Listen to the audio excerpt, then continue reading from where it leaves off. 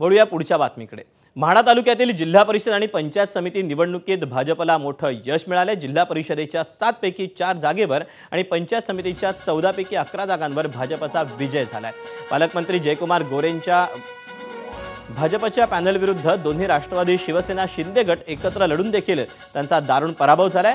शरद पवारांच्या राष्ट्रवादीचे म्हाड्याचे खासदार धैर्यशील मोहिते पाटील आणि म्हाड्याचे आमदार अभिजित पाटलांसाठी हा मोठा धक्का मानला जातोय।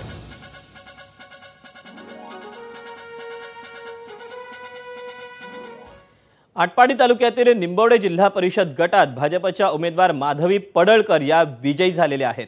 शिंदेच्या शिवसेनेच्या उमेदवार विद्या मोटे यांचा त्यांनी 980 मतांनी पराभव केलाय। माधवी पडळकर या भाजपचे आमदार गोपीचंद पडळकर यांच्या बहिणी आणि जिल्हा परिषदेचे माजी सभापती राहिलेले ब्रह्मानंद पडळकर यांच्या पत्नी आहेत।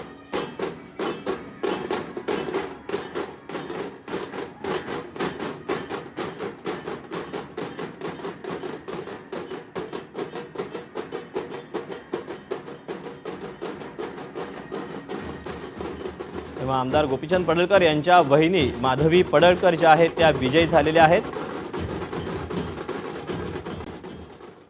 उद्या पुढच्या बातमीकडे।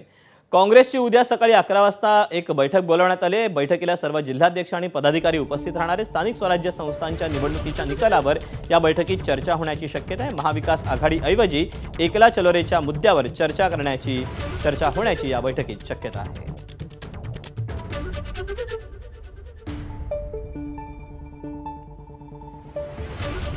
आणि यानंतर बातमी आहे पुण्यातून। पुण्यामध्ये रुबी हॉल क्लिनिकमध्ये शरद पवार यांना आणण्यात आलेलं आहे। शरद पवारांना खोकल्याचा आणि श्वसनाचा त्रास जाणवतोय अशी माहिती मिळते आणि सुप्रिया सुळे या देखील तिथे पोहोचलेल्या आहेत। सदानंद सुळे देखील आपल्याला पाहायला मिळतात आणि आमदार रोहित पवार देखील या ठिकाणी पोहोचलेले आहेत। सध्या